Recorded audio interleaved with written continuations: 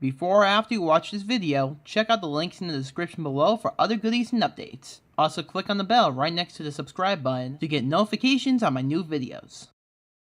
So to conclude with 150th Creepypasta special, we will end it with Bead Sky.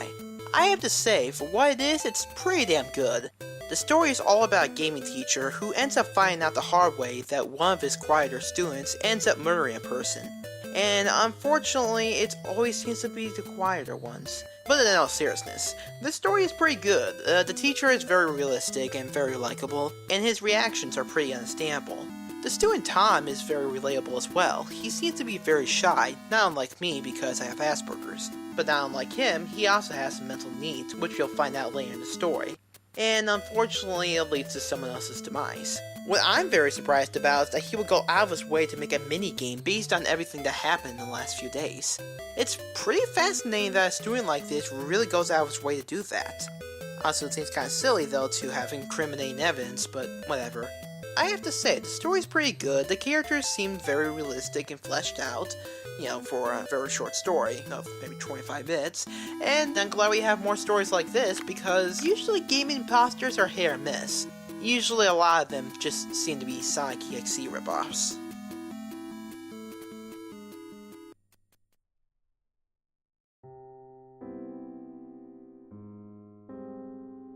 A couple of months back, I used to be a college teacher, teaching computing development. I wouldn't call myself a lecturer. I wasn't good with just talking at people for an hour. Plus, my lectures never took place in the hall. Most of the time, we were in one of my university's computer suites, very much like a lesson in a normal IT class. Most of my days were spent showing my classes how to design files and documents, and eventually code their own games. I have to tell you, it was a pretty fun time seeing these guys start my class barely being able to code a game of noughts and crosses, and leaving after 3 years being able to make their own fully rendered 3D games. A little exercise I used to do at the end of the second year of the course would be to give them the ROM documents to some classic 2D games you can find on emulators and forums anywhere online. These ROMs range from the Super Mario Bros. To Final Fantasy and everything in between. When I gave them the documents, I used to give them until the beginning of the next year to edit the documents in such a way that you'd be playing a different game. Design new levels and sprites, etc. This gives the student a chance to enjoy playing with old games, while also learning how to code for themselves and insert their own creativity into the pieces. Over the years of me doing this, I have had some very mixed results, depending on the level of the students. It ranged from an intriguing remake of Aliens vs Predator, using game mechanics from Contra and Ninja Gaiden, all the way down to a Pokemon game with some truly terrible attempts at changing the game with awful new Pokemon and glitchy gameplay which was almost painful to play through. Some of the students even tried to frighten me by attempting to make these games scary or disturbing somehow. Only one student managed to do that. It was late in the term, and I set this particular piece of work for a relatively small class of mine. There were only 10 students in the class, 6 guys and 4 girls. They all seemed to get along pretty well, no animosity or bullying in the class at all. In smaller classes of older students, you usually find that. As I set this project for them over the summer, there was a mixture of excited and concerned faces. This was common among less confident students. One of the girls in the class, called Kim, asked what I would be looking for in the games, as in themes or gameplay elements from the existing game. I always tell them the same thing, that I would try and stray as far away from the source material as they could, to allow more creativity in the game itself. I always give the analogy that I won't mark a piece of work highly if you just change the sprite of Sonic the Hedgehog into a gopher, or made Mario a German plumber. I also say that the best way to innovate yourself sometimes is to make something close to your heart, something which you truly enjoy. After I had explained all of this, the class seemed more assured of what they needed to do. I adjourned class, but called back one of my students. Let's call him Tom. He was a problem child in the class. He was extremely intelligent and very good at basic coding before he even started the classes. However, he was very socially inept, usually staying to the side of his classmates and only really talking to the others if they asked him for help or asked how he was. No one was mean to him, he just seemed to keep to himself. I asked him if everything was okay and if he understood the assignment, as the last few he had handed in hadn't been up to his usual high standard. He said everything was fine, even saying he had an idea for a completely original game to do for the project. That assured me he would provide something interesting for me to play, and the prospect of an original game was very welcome. Too many times have I been sent a game which was just a redesigned level from Super Mario Bros., claiming it was a new game, which wasn't nearly as impressive for a student at this stage of the teaching. Over the first month of summer break, I always keep myself free so that my students can contact me via email if they have any problems with the assignments I set them. Usually I get a few questions on basic formatting from students who miss classes, and then some more asking me to test a game to see if it works. I usually say no to the latter of these, as it means I am giving that student an advantage over the others. It was at this point that I got an email from Tom. This was the first time since his application that I had received an email from him. Like I said, he kept himself to himself, and he was always pretty good with understanding projects and assignments. He didn't need much prompting towards getting the work done. However, Tom's email wasn't asking for help. He wasn't emailing me to trial his game. This is the message he sent me. Dear Sir, I am writing to you for two reasons. Firstly, I regret to say that I would not be rejoining your class when the new year starts. This is due to an important matter which I have to attend to. I wish I had enough time to complete your course, but my leaving is unavoidable. Secondly, I have completed the project you set the class before leaving. Although it will not count towards my final grade, I would like you to have a look at it. As I said in class, I think it is very original and based on something personal to me. However, can I ask you one favor when playing this game? Please don't show it to anyone else. You will know why when you play it. Thank you, Tom. Attached to the email was a file called Bead. This confused me greatly. What could have happened to him that would make him suddenly quit the course? And if he was in such a rush to quit the course, why did he still send me his game? I should have questioned this more, but I always try to stay out of the personal lives of my students as much as possible, as to avoid complications. The files in that email stayed there for a few days before my curiosity got the better of me. Although I no longer had to mark his work, and he had left so abruptly from my course, the idea of an original game made from the engines of old 2D games compelled me to look into it. I opened the file, and surprisingly, I could open it straight from the file itself. No need for an emulator, which was par for the course in this project, as it is easier to code and edit. When clicking on the main file, simply named Bead, my screen went black for a few seconds while it was loading. After a couple of seconds of this, the title screen appeared. The title seemed to be made of children's play blocks, and spelled the title of the game. No spaces, all in capitals. The background was a simple blue sky, with the odd cloud floating by in the background. I pressed the start button, and the game started with the player in his room. I recognized the engine used for the part of this game was the one for Pokemon Gold and Silver. The sprites and surroundings, however, were completely different.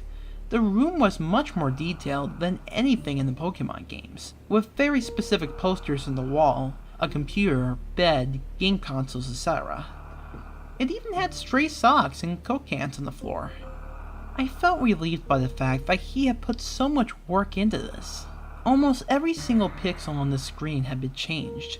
Nothing was reused from the original game, borrowed the model from the character sprites, and even that was heavily edited.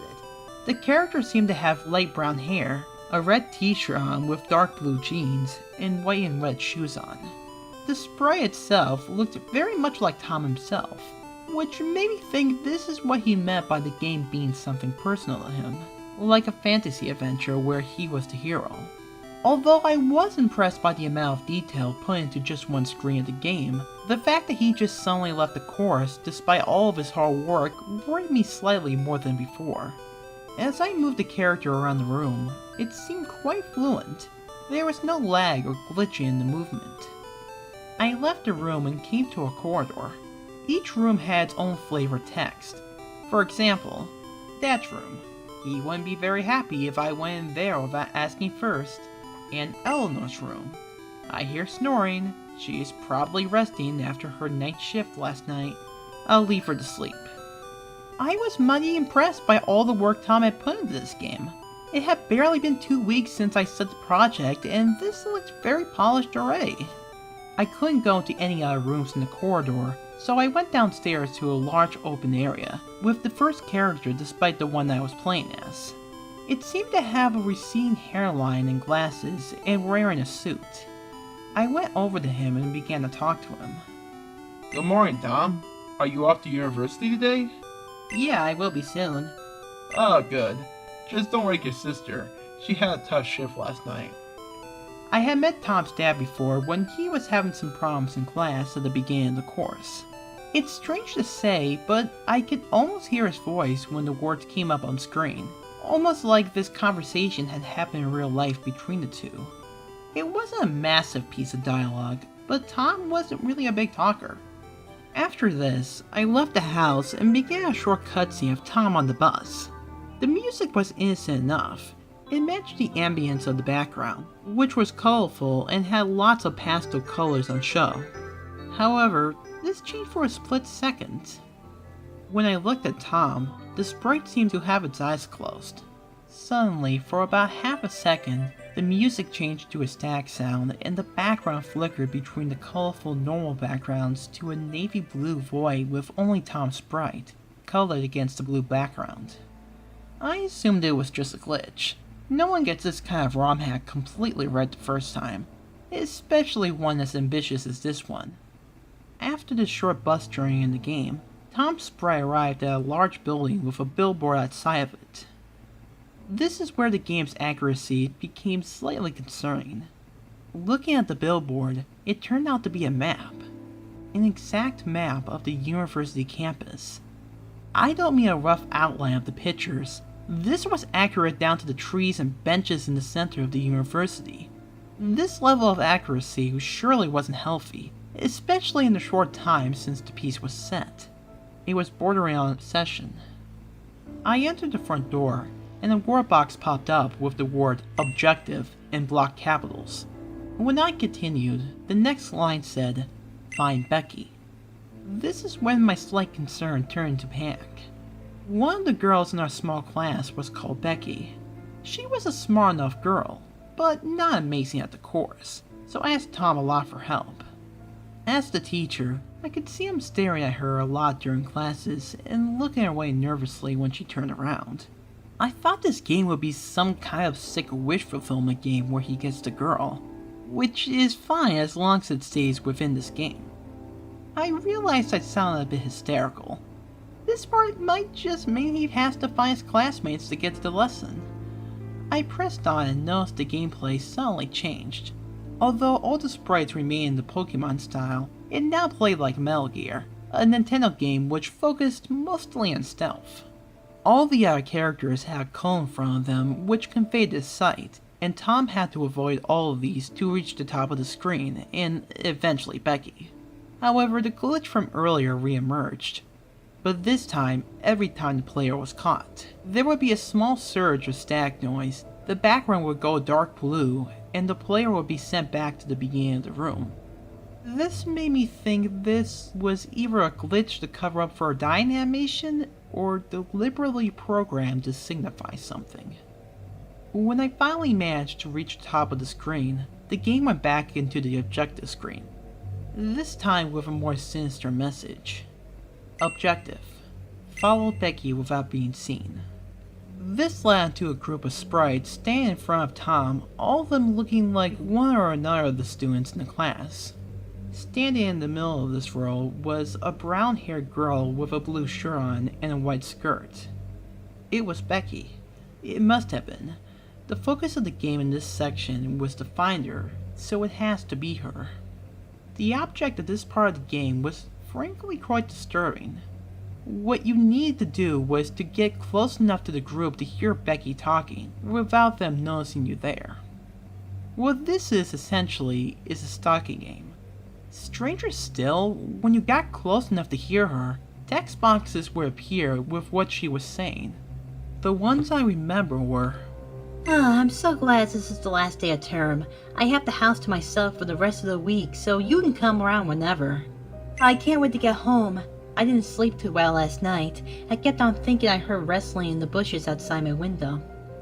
There was sentences like this every 10 seconds you went undetected, in the same static noise and blue screen as before when you were noticed, along with a message simply reading as Becky turned around. Tom? This section lasts for about 5 minutes before getting to a familiar door. As the group reached the door, I lost control of Tom. The next bit was creepily accurate. All the students entered the class, and a spray of me standing at the front, wearing the same clothes as I was on the last day of term. It became even creepier that the teacher, my sprite, recited the entire lesson I gave them, including saying the project for them to do. At this point, I didn't really know how to feel. What was I even playing anymore? As the students left the room, the objective stayed the same as before. Follow Becky without being seen. Only this time it was a lot longer, leading out the campus into a house where the girl ran inside with her friends.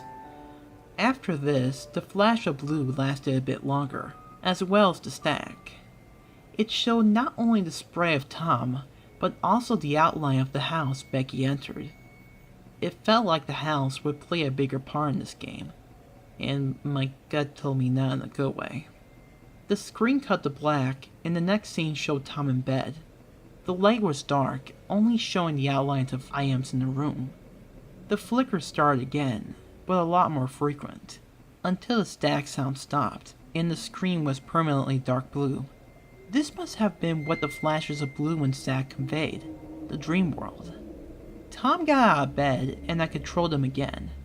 I left the house, and there was another character standing at the door. This one looked incredibly similar to Tom's sprite, but darker. I went to talk to him, and a series of text boxes popped up. You flaked again, didn't you? You didn't go through with it. I knew you wouldn't. Why do I even trust you to do it in the first place? Listen, you know why you have to do it. I have given you so many reasons why they deserve it. Who's gonna miss them? No one. Who's gonna expect you, kind, gentle little Tommy, for such a thing? No one. It's foolproof. Don't make me take the matters into my own hands. Get up and do it now. After this, there was a loud sound of static. The screen cut to black, and it went back to nighttime in Tom's bedroom. Although it was all back to normal, well, as normal as it could be, this dream raised a lot of questions. Who was Tristan? What had Tom failed to do? Was he talking about Becky? Another classmate? Me? My questions were soon answered. Tom's sprite got out of his bed, and the screen cut to black yet again. As my gut feeling earlier predicted, Tom's sprite now stood outside of Becky's house and moving around the windows. The game then gave me control of Tom for a short time. It went back to the stealth gameplay. I tried walking away from the house, but a hedge around Becky's window stopped me. I couldn't walk backwards. I could only walk towards a small window. As soon as I reached the window, the screen cut to black again, and suddenly I was inside the house. What is going on? I thought, perplexed why this game was even sent to me. Why did Tom send me this? At this point, the light came on in the room, and a sprite stood in the doorway. It was Becky. My heart sank, almost like I was trying to prepare myself for the next scene. Becky began to speak. Who's there? Is that you, Tom? Why are you in my house? I told you before, Tom, if you don't stop following me, I would call the police. I saw you today, following me and my friends. Now you've broken into my house? What are you gonna do? That's it, I'm calling the police. Becky took a couple of steps into the room towards the phone. Then Tom spoke. No! After this, a battle scene appeared. This was by far the most disturbing part of the game. The battle played out like one would in a Pokemon game, but instead of a sprite, there was a very distinct pixelated image of a girl in floral pajamas and barefoot. Each player had a health bar, but no numbers underneath them, only the names above. Stop her, you idiot! Appeared at the bottom of the screen. Then a menu showed up. The only option was fight, and Tom only had one attack: punch. I hesitantly used it. A big chunk was taken out of Becky's health bar when the move went through. What are you doing? After this, I lost control of the battle. I was helpless now just an onlooker. Becky used run, but it failed. Stop her now! I'm sorry. Tom used punch. Please stop. You hurry me, Tom. Becky used run, but it failed. Don't make me do this. She can't leave now. Tom used strangle. Strangle? This option wasn't even an option when I had control. It was also at this point that Becky's sprite changed. She was now lying on her side, propping herself up with her elbow, with her other hand held out, as if to say stop. Her face was battered and bruised, and she looked petrified. No, please, no. Becky used struggle, but it failed. After this, the screen faded to black for a long time. It felt like an eternity. It gave me a chance to try and figure out what was happening. I still couldn't get my head around why Tom had even sent me this. Was it a sick joke? Has he actually committed a hideous crime? The screen came back on to show Tom in the forest at night, over a patch of dug up earth. A spade was in his left hand. After about 10 seconds of the screen, a text box appeared at the bottom. I'm sorry. This wasn't meant to happen. Tom's sprite went away. The text box remained at the bottom, as the title of the game lowered in from the top, the block spelling out Bead Dice Sky. Suddenly, the blocks began to spin, distorting the letters, and when they stopped, the word was very different. A message in a game I will never forget. Becky is dead. After this, I shut down the game and checked my university email account. I went through my messages before Tom's to see one come in from the university, asking for people to come forward if they knew the location of a missing student, Rebecca Dale. I rushed to my phone to call the police and report what I had witnessed, and that I may have a lead to the student's disappearance. I unplugged my laptop and took it to the police station, hoping the game was more of a warning sign of what Tom was planning to do rather than what he has already done. I was too late.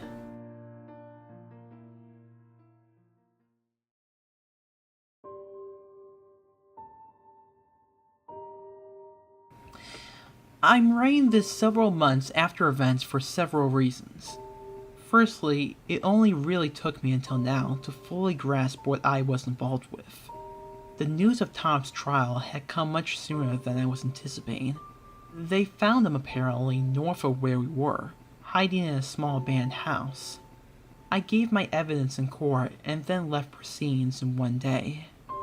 I avoided eye contact with the young man, but I could feel his eyes burning into the side of my head. A few days after I appeared, the full story was reported on in the national papers. I read the story just to see what had transpired.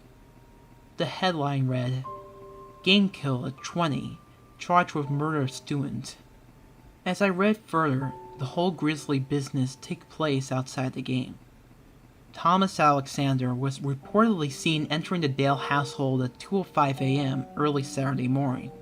A neighbor reported a disturbance when they heard a door open at the rear of the house. Alexander claims he was encouraged to commit the murder by an accomplice, Tristan. Police have found no evidence to back up his claim, but his father had claimed Thomas had suffered from schizophrenia at an early age, but was told by doctors it was controlled by his medication. Dale's body was found buried in a shallow grave in the woods bordering the university where she used to study. A teacher alerted the police to a game sent to him by Alexander, 2 weeks after the murder had taken place. All of this made me feel sick to my stomach.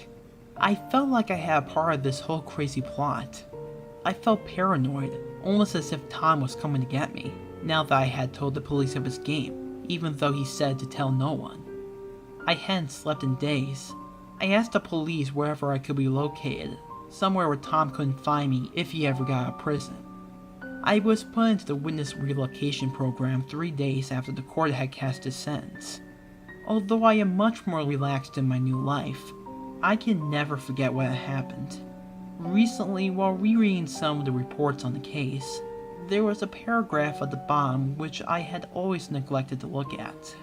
It was after the gruesome description of how Tom disposed of the body, and that was always enough for me to stop reading in disgust. I read further, and the pain and torment came rushing back to me, all because of one line.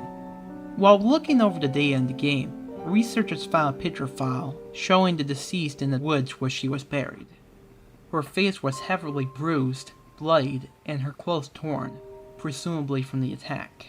This line filled me with dread. I looked over my old email address, which the police told me not to actively use anymore, and found the files Tom sent me. Sitting beside the game file I hastily clicked on was indeed a picture file. I'm sorry.jpg. To this day, I still haven't opened that picture. It tortures my mind with its content, but I refuse to open it, just in case it lets Tom back into my thoughts. Through this, I can be rid of Tom forever.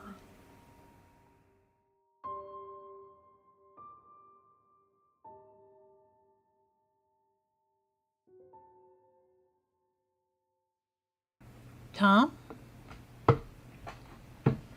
I may just skip the lines, I may just put this dialogue.